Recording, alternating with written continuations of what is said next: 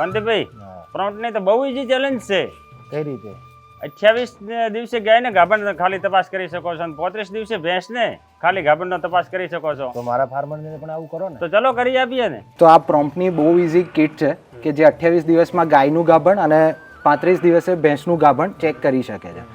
આપણે 3 સરળ સ્ટેપમાં આ કિટને ઉપયોગ કરીને રિઝલ્ટ લાવીશું. પહેલું, આપણે ગાયના કાન, ગરદન અથવા પૂંછની પાછળથી લોહી લઈશું.